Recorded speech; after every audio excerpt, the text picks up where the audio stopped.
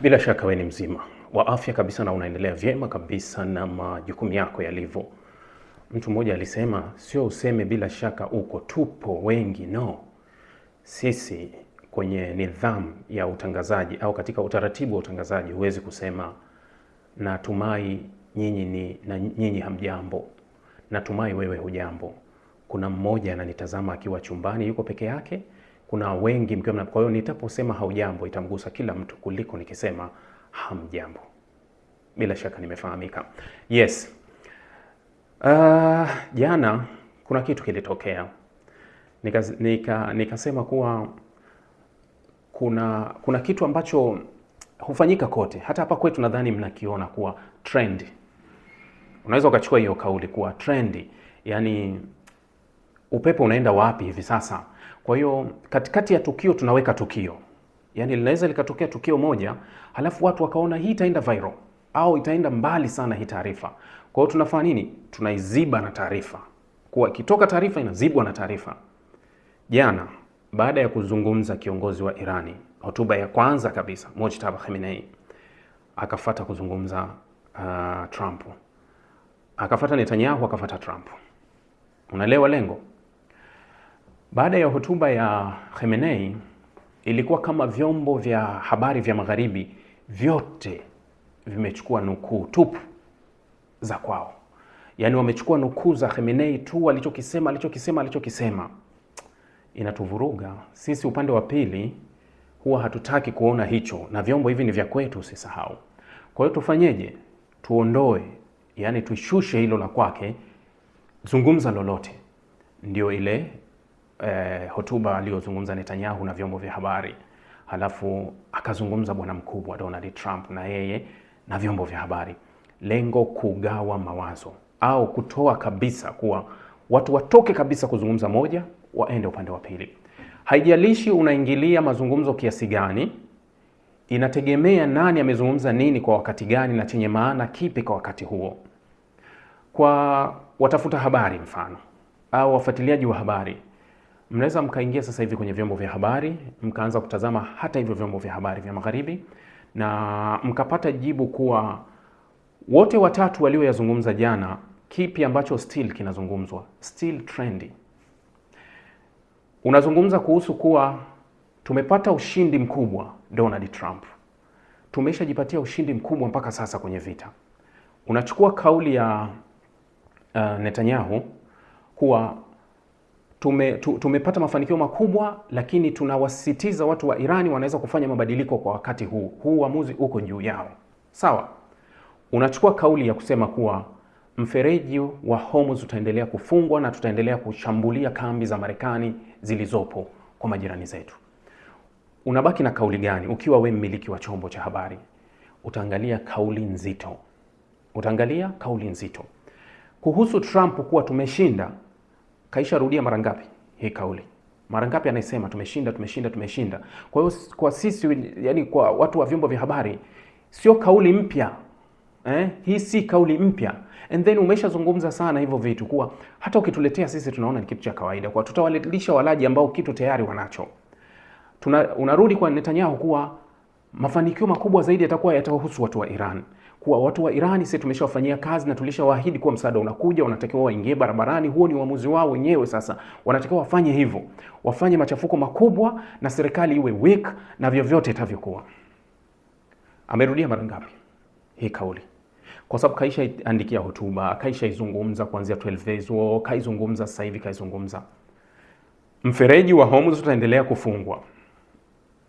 Hii ni kauli inatoka kwa supreme leader ambaye anafanya maamuzi kuhusu uchumi wa dunia. Mfereji wa Hormuz utaendelea kufungwa, kambi za Marekani zitaendelea kushambuliwa.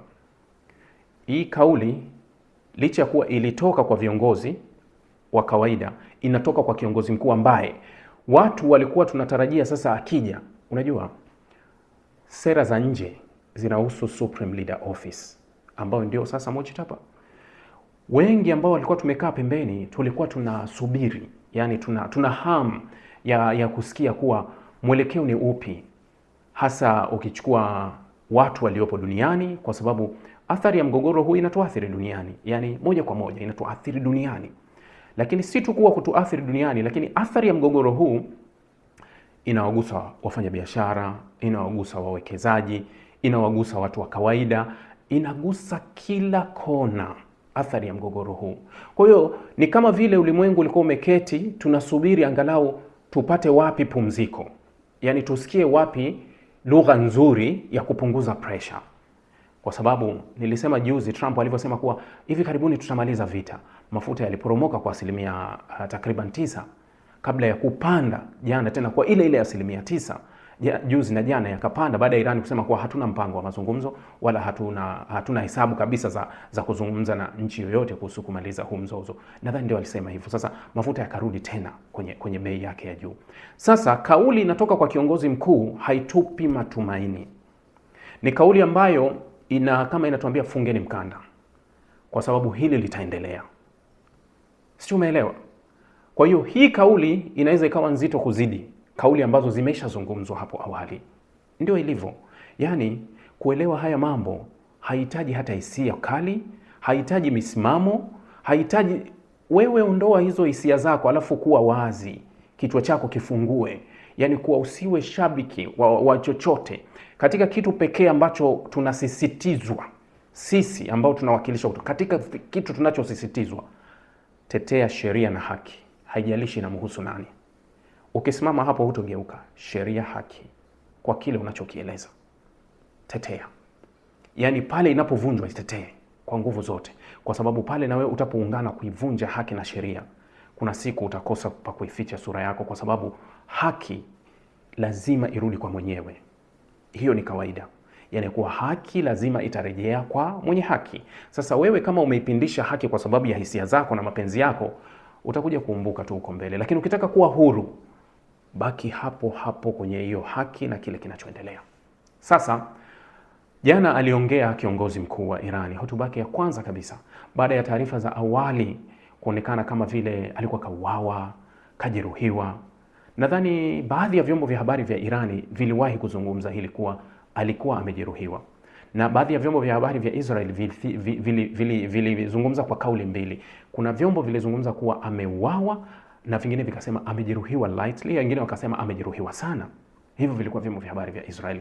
Lakini upande wa Irani kuna vyombo ambavyo havikuzungumza kabisa yuko wapi, lakini kuna vile vikasema amejeruhiwa kiasi. Kwa hiyo hata jana wakati hotuba yake inatolewa, ilitoka hotuba ambayo hakutoa video. Ilikuwa ni hotuba inaonekana kama ni maandishi ambayo iliamua kusomwa au ilikuwa recorded ambayo ikaamua kupelekwa. Baadhi alivyovisema, anasema mfereji utaendelea kufungwa vile vile, hawatoachia. Kisasi cha mashahidi wao kitalipwa, yani vyovyote itavyokuwa. Anasema wakati wa Irani wanaomboleza hiki, anasema yeye anaomboleza baba yake, anaomboleza mama yake, anaomboleza mke wake, anaomboleza mtoto wake, lakini anaomboleza wa Irani wengine wote, kuwa hata yeye katika watu walioumizwa na hili na yeye yumo. Nadhani amezungumza hilo. Akasisitiza kuzungumza na jirani. Anasema sisi tuna majirani zaidi ya nchi kama 15 zimetuzunguka, ni majirani zetu. Hatuna uhasama, hatuna uadui na jirani yoyote, lakini watatusame kwa sababu tutaendelea na kampeni yetu. Lakini akazisisitiza nchi majirani kuwa nchi kama haihitaji kufanyiwa, hahitaji mashambulizi au hahitaji lolote, inapaswa kufunga kambi ya kijeshi ya Marekani iliyopo kwenye ardhi yao. Bila shaka unafahamu kuwa kambi nyingi za Marekani zilizopo Middle East hivi sasa zimeathirika kwa kiwango kikubwa. Zimeathirika kwa sababu wanajeshi wenyewe hawapo kwenye hizo kambi, ni wengi wameondolewa na kwenda kuhifadhiwa sehemu nyingine kwa ajili ya usalama wao, kwa sababu mifumo mingi ya ulinzi wa anga, rada nyingi zinazoongoza zimeathirika kwa kiwango kikubwa. Ndio jana alikuwa akizungumza, unajua Ibrahim Jabari unamfananisha na unajua wakati wa vita ya 2003 ya Iraq kule, Saddam Hussein alikuwa na mtu wake anaitwa Tariq Azizi. Alikuwa ni mtu wa propaganda sana, yani kwa kupiga propaganda alikuwa. Sasa yeye Tariq alikuwa ni propaganda zaidi, lakini hawa wanakuambia kile ambacho kinaonekana, kwa sababu tunazungumza in 13 days tunakwenda, hakuna hisia ya kuwa kuna mabadiliko yoyote ya uongozi, kuna mabadiliko yoyote kutimiza malengo. Licha ya kuwa hotuba jana ya Netanyahu inasema kuwa wametimiza malengo kwa sababu wamemuua Khamenei na wamevuruga uwezo wa jeshi la Iran, lakini ukiangalia madhara, athari. Kwa nini nasema askari wa Marekani hawapo kwenye kambi? Kwa sababu wanapata madhara, kwa sababu mashambulizi yanafika. Sasa sijui kipimo gani ambacho wanakiona, kwa sababu hata hivi nazungumza na wewe asubuhi tayari mashambulizi yameelekewa Israeli, maeneo yamepigwa usiku kucha, drone, makombora yanaruka katika miji ya Gulf States zote zinafikika na mashambulizi. Sijui nini ambacho unaweza ukahisi kuwa kimebadilika kweli kweli. Sasa hotuba ya Mujtaba ilikuwa inawakumbusha jirani zake tu kuwa angalieni ustaarabu wenu, kuwa ondoeni kambi za kijeshi za Marekani. Kwa hiyo hilo unaweza ukalichukua ukasema kuwa okay, iko hivyo, kuwa ondoe kambi za kijeshi za Marekani ili waweze kuwa salama. Hilo linawezekana? Bado unaweza kusema kuwa hatujui huko mbele kuwa je, inawezekana kwa hilo. Lakini katikati ya huu mzozo, au niende kuzungumza kile amekizungumza Netanyahu, alizungumza na vyombo vya habari, naye akazungumza kuhusu mafanikio hayo, kuwa wamefanikiwa kiwango kikubwa na wanahakikisha kuwa hata hii vita ikimalizika, jeshi la Irani au serikali ya Irani haitokuwa vile kama awali. Sasa unashindwa kuelewa kuwa je, ya Israeli itakuwa ile ile, kwa sababu tayari wamepoteza vitu vingi pia kwa na wao. Athari ni kubwa pia kwa wao, uwezo wa kujilinda, mifumo ya ulinzi imeathirika, watu wamekufa. Hata kama utaficha taarifa ni sawa unaficha moto ambao unafuka, kwa sababu namba ya majeruhi imekwenda juu 2700. Hata ukituambia kuwa hakuna aliyekufa, yote ni juu yako, kama utaamua kujifool yourself. Yani hiyo ni kama vile umeamua kujipumbaza wewe mwenyewe kuwa hii tu endelea kupika data, hali ya kuwa ukweli unaujua kuwa athari inakuwa kiwango gani hiyo. Sasa alizungumza kuhusu hayo, lakini Netanyahu akasisitiza kile ambacho walikizungumza awali kuhusu watu wa Irani, ingieni barabarani. Kwa nini hamtaki kumaliza hii kazi? Tuliwaahidi tutawasaidia na tumewasaidia. Amezungumza kuhusu vitu kama hivyo. So ikafuatiwa na Netanyahu ikafuatiwa na Trump, naye akazungumza ya kwake kuhusu kusisitiza hayo mambo. Lakini jana kupitia mtandao wake wa Truth Social alisema kuwa yeye akitaka vita ishe itakwisha, yeye ndio anaamua vita ishe wakati gani, na akitaka itaamua itakuwa hivyo. Lakini nimeona taarifa mbili ambazo nitakwenda nazo hapa. Ni kuwa taarifa moja imeandikwa na vyombo vya habari vya Israeli, ikiwemo Hayom, kuwa baada ya taarifa iliandikwa na Reuters na Washington Post jana kuwa uchunguzi wa kijasusi wa Marekani umegundua kuwa hakuna uwezekano wowote wa mabadiliko ndani ya Irani, wala hakuna uwezekano wowote wa Marekani kutimiza malengo katika kipindi hiki. Hata kama wataendelea na mashambulizi kwa muda gani, hakuna ishara wala dalili za kuwa wataangusha utawala wa Irani, au kile ambacho wamekuwa kikitegemea kuwa mabadiliko ya ndani yatatokea, labda watu watafanya maandamano, au kile ambacho kilikuwa kimezungumzwa kuwa huenda wakawapa silaha wa Kurdi waanzishe machafuko. Wanasema kuwa uwezekano ni mdogo sana wa kutimiza malengo, maana yake kuwa watazalisha tu vurugu na mgogoro ambao kuwa hautokuwepo. Hiyo ilikuwa ni taarifa iliyoandikwa na Reuters na iliandikwa na Washington Post na New York Times. Magazeti kadhaa ya Marekani yaliandika hiyo taarifa. Sasa gazeti la Israel la Hayom leo limekuja na taarifa ambayo inasema kuwa Marekani kupitia, yani hii taarifa kupitia kwa maafisa wanaofahamu hili tukio, wanasema kuwa Marekani imeipa Israeli wiki moja. Imeipa Israeli wiki moja kuhakikisha kuwa inamaliza vita, inakwisha, baada ya Marekani kugundua kuwa itahesabu hasara kubwa zaidi kwenye hii vita, kwa sababu hii vita haina ushindi. Taarifa imeandikwa kwenye gazeti la Hayom la Israel kuwa wamegundua kuwa hakuna uwezekano wa namna yoyote wa kutimiza malengo ambayo walikuwa wamejipangia. Nimesharudia mara kadhaa. Unajua, na huwa ninazungumza kuwa vita ni malengo. Umetimiza malengo kiasi gani? Kuwa watu wengi sio ushindi. Unaweza ukawalenga watu hata wakiwa sokoni. Unaweza ukalenga watu wakiwa majumbani. Unaweza kuwalenga wale walio dhaifu. Kwa hiyo kulenga watu wengi na kuua idadi kubwa ya watu haithibitishi kuwa wewe umeshinda. Kushinda kwako kunathibitishwa na malengo ulioingia nayo. Kama malengo yako yametimia kwa kiwango ambacho uliingia nayo na kile ulichoaminisha watu, unakuwa umeshinda.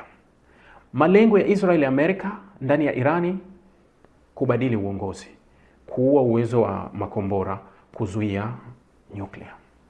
Sasa sisemi kiasi gani, wewe mwenyewe unajua na una akili na unatazama vyombo vya habari na unasikiliza na unachanganua. kipi katika hayo matatu ambayo wamekitimiza? Kwa sababu nimezungumza kuhusu makombora, mpaka nazungumza na wewe, yanafika kokote yakiswichiwa hayo makombora. Nuclear ndio unavyojua, walikuwa wamepanga waende wakaibe zile kilogramu 400 ambazo zimerutubishwa, maanake kuwa still uwezo wa nuclear uko vile vile. Tukate usaidizi wa Irani na washirika wake wa kikanda. Irani juzi walitangaza kabisa kuwa mashambulizi yao ya hivi sasa yanaratibiwa kwa pamoja kati yao na Hizbullah. Yaani ni kama wamewaunganisha zaidi. Wanasema, na hata kwenye hotuba ya Khamenei jana aliwashukuru Hizbullah, akawashukuru Hamas, akawashukuru Houthi, akawashukuru wale Kataib Hizbullah ambao wapo Iraki, washirika wao wa kikanda. Anasema kuwa kututenganisha sisi na hawa haiwezekani. Ni kama vile Marekani na Israel wanasema kuwa sisi ni watu ambao tumeungana, ambao kututenganisha haiwezekani.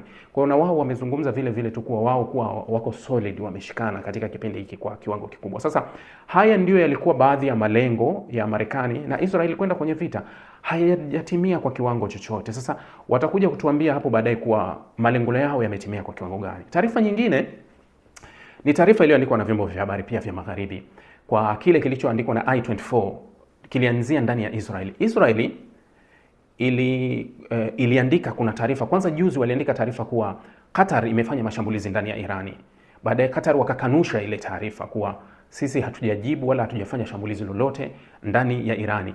Achana na ile taarifa ambayo waliandika kuwa UAE imefanya mashambulizi kwenye mtambo wa kuzalisha maji wa Irani, kabla ya UAE kuikanusha taarifa kupitia vyombo vya habari vya ndani vya Israeli. Vyombo vya habari vya Israeli vimeandika kuwa Qatar, sasa hii vyombo vya habari vinaichunganisha Qatar na Marekani.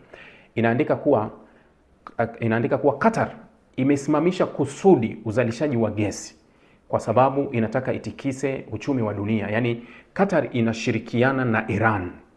Qatar inashirikiana na Irani katika kuilazimisha Marekani imalize vita haraka baada ya kuamua kukata usambazaji wa gesi. Qatar ni msambazaji wa gesi na anaingiza gesi asilimia 20 mzalishaji wa gesi. Asilimia 20 ya gesi yote duniani inazalishwa na Qatar. Sasa Qatar alitangaza kuanzia siku ya 3 nadhani kusitisha uzalishaji wa gesi baada ya droni kupiga kwenye kituo chake cha uzalishaji wa gesi. Akasema kuwa hakuna usalama, hatuwezi kuendelea na uzalishaji. Kwa hiyo Qatar akasimamisha usambazaji kabisa, na siku moja baada ya Qatar kutangaza kuwa amesimamisha usambazaji wa gesi ikaenda asilimia 50 juu kwa Ulaya. Siku ya pili ikaenda 69. Kwa hiyo Israel, vyombo vya habari vya Israel vinaandika kuwa Qatar kusimamisha kuzalisha gesi ni mpango maalum wa Qatar kwa kuisaidia Irani. Ndio inaandika. Sasa Qatar inanyosha tena kidole kwa Israel kwa shutumu kuwa hii taarifa ni ya uongo kwa hiki chombo cha habari ambacho kimekuwa kikiandika hii. Sasa inarudi pale pale ambacho nilikizungumza jana. Ni kama vile Waarabu wameujua mchezo mzima na wamefahamu nini kinatafutwa. Na bila shaka huwa ninazungumza haya na yanatokea. Mimi sio mtabiri, lakini kwa sababu vitu viko wazi. Nilizungumza wakati wa ubadilishanaji wa mateka, kama mnakumbuka, kati ya Israeli na Hamas. Nikasema unajua Hamas walikuwa wanafaidika na ile kubadili mateka, kwa wakati ule ilikuwa live katika usitishaji. Kwa hiyo wakawa wanaitumia ile fursa kuonyesha taswira yao ulimwenguni, wenyewe ni watu wa aina gani. Ikatokea kuwapa kuwafanya wafikiriwe sana duniani kwa jinsi walivyokuwa wakiwatoa mateka, na zile zilivyokuwa zinaonekana wanawakumbatia mateka wanafurahi wakitolewa. Hiyo ilileta kelele ndani ya Israel, na Israel ikafikia mpaka kugombana na baadhi ya mateka wao ambao walikuwa wakitoka kwa upande wa Hamas, kwa sababu walikuwa wanaonekana wanakuwa karibu sana na wale watu wa Hamas. Na mmoja wa mateka alikuwa ni mmoja askari ambaye aliachiwa, bali alimkumbatia yule mpiganaji wa Hamas. Israel wakamwambia omba radhi, akasema siombi radhi kwa hilo. Sasa nikasema ikiwa wataingia kwenye makubaliano yajayo, basi nakwambia Israeli hawatokubali ubadilishanaji mateka wa hii staili yanayokuonesha, na ndio ilivyotokea. Makubaliano mengine Israel wakakataa kabisa, hatutaki hii ya kubadilishana na kuja kutokea moja kwa moja, inakuwa hivyo. Sasa hapa Mashariki ya Kati unaona kinachoendelea hivi sasa. Waarabu wamekwepa mtego, na si tu kukwepa mtego, wamekuwa wakizungumza, hasa wakinyoshea kidole Israeli kuwa Israeli imekuwa ikiwalenga kusudi ili waingie kwenye mzozo, na wao wamesema kuwa hatuwezi kujichanganya kwenye huu mzozo, sisi kuingia hautuhusu. Israeli kwa sababu ni mshirika wa Marekani, na Marekani walitegemea kuwa hawa Arabu watajaa kwenye mfumo halafu tuwaachie vita. Yani kawaida Waarabu wote wamegoma, wamekaa pembeni. Ni kama vile Waarabu wanaonekana wanashirikiana na Iran kwa jicho la pembeni. Sasa baada ya huu mzozo kumalizika au baada ya hii vita, chukueni maneno yangu, kuna nchi zinaanzishiwa zengwe za Kiarabu kwa kushutumiwa, kwa sababu zimeonekana hazina ushirikiano, hazitoi ushirikiano. Tayari juzi nilikuambia Senator Lindsey Graham alishutumu Saudi Arabia kwa nini haingii kwenye vita. Saudi akasema haituhusu, hatuwezi kuingia kwenye vita. Lakini mnashambuliwa, haituhusu. Sisi hatuwezi kujiingiza kwenye hii vita. Sasa baada ya hii vita, nakwambia, mark my words, chukua, kuna nchi mpya zitazalishwa, maadui wapya wa Marekani kupitia Israeli ataenda kuzichongea sawa sawa hawa ambao walikuwa wanaonekana ni washirika wa Marekani. Kuna nchi zinaenda kuchongewa na mizozo mipya itaanza. Ima watawala kuondolewa, kwa sababu hawajatoa ushirikiano uliotakiwa, kwa sababu walipaswa waingie kwenye vita moja kwa moja na wapigane upande wao. Sasa wamekuwa hawataki kwenye hilo. Sasa baada ya huu mzozo, tarajia kuwa kuna nchi mpya zitaingia ambazo watakuwa ni maadui wapya wa Marekani, ambao hivi sasa wanaonekana ni washirika wa Marekani katika kipindi hiki. Natamani niendelee kuzungumza, lakini inatosha hapa, inatosha, na nitakuja nizungumze nawe mara nyingine tena. Asanteni jamani, shukran sana.